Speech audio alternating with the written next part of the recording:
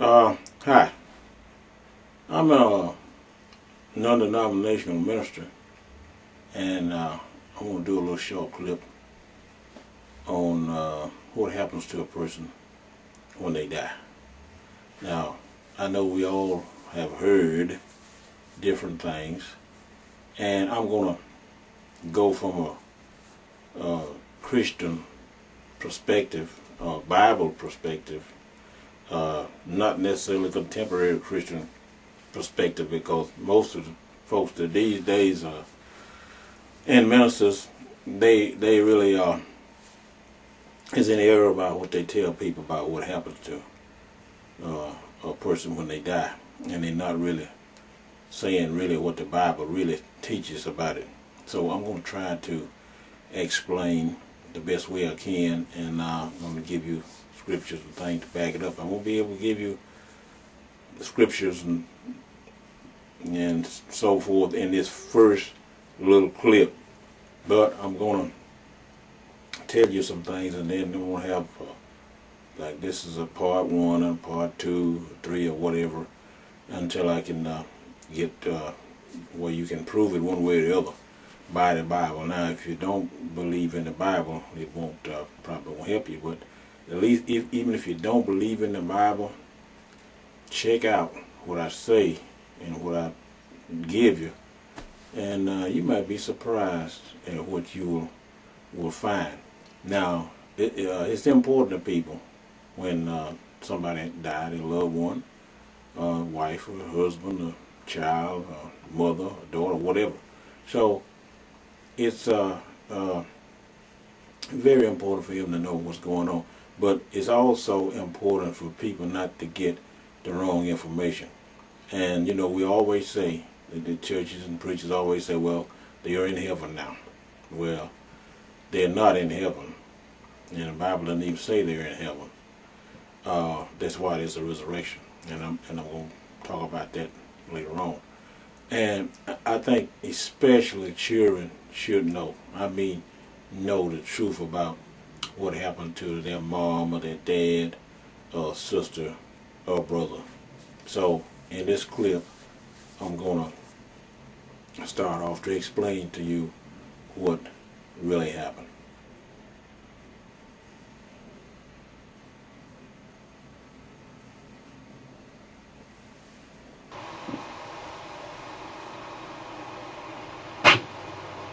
All of these people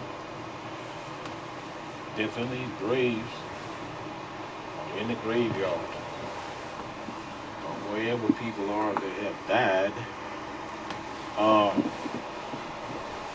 one day they're gonna be resurrected. They're gonna live again. Now, let's just be practical about the whole thing. Let's just look at a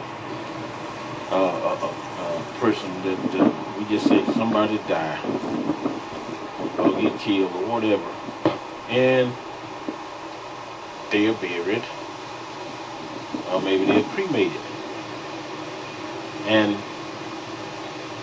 then they I'll just say they're buried because we're talking about people in the graveyard now. You see these gravestones, and there's a marker there, so we know that there's a body there, there's a person there. So there are millions of people that has died since the beginning of the world. So no matter what happened to them, people have forgotten them. Just say, for instance, Adam and Eve. They were the first people on earth. Now, they are still dead. They're going to be resurrected. Either the first resurrection or the second resurrection. They're going to be resurrected with real bodies, consciousness, with consciousness of knowing, just like you are now, just like, well, I put it this way. These are things I can say. the easiest way that I can explain this about the person being resurrected is you go to sleep. Let's say, for instance, you go to sleep. We go every night, whatever. If we are people who take our rest, go to sleep. We go to bed at night, and we go to sleep. Sometimes we sleep soundly. Sometimes we don't wake up on through the night. But let's say, for instance, we get a good night's sleep. We go to sleep, get a good night's sleep. Maybe we dream or something. Maybe not. Wake up in the morning, and we don't remember. If we didn't dream or anything, then we don't remember what happened. We wasn't conscious of anything that was going on, and during the night. So this is the same thing about a person that has died,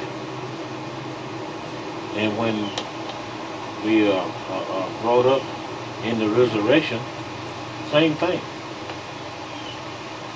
The last thing that you remember doing will be, if you resurrected, the memory was, that was the last thing. It can be 1,000 years, it can be 2,000 years, it can be 3,000 years, it can be whatever. But it'll be just like that. In other words, there is no sense of time in the grave. If you're dead, there's no sense of time in the grave. There's no consciousness. There is no feeling. There's no nothing.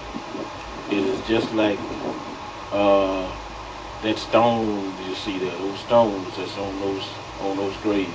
They have no feeling. They have no consciousness. They have no nothing. And like I say, the bodies can be totally deteriorated, but they will be resurrected in real, live, real bodies. Either be a flesh and blood body, just like you did when you died, or to be a spiritual body, a spirit body. Now,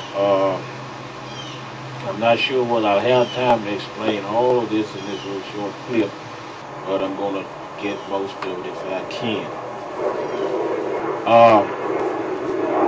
If a person, let's say a person was cremated, so all that there is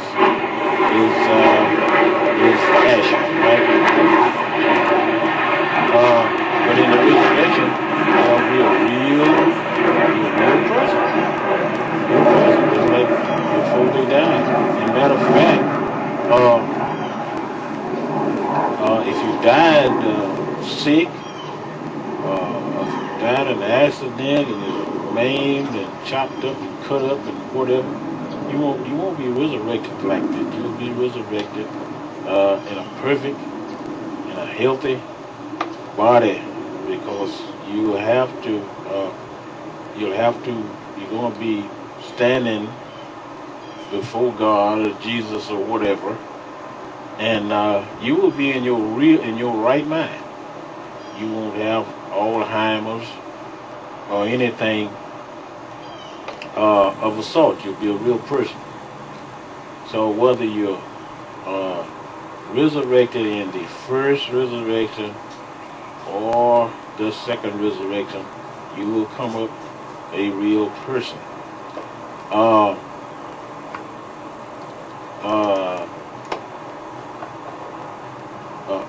spirit body is different from a physical body, but if you come up a spirit body, that I'm talking about people who are quote unquote saved, who will come up saints and they'll have the same type of body as Jesus Christ had or has, just like the Father has. So we'll come up with that type of body. And if you come up in the second resurrection, you will have a flesh and blood body, just like you did when you died.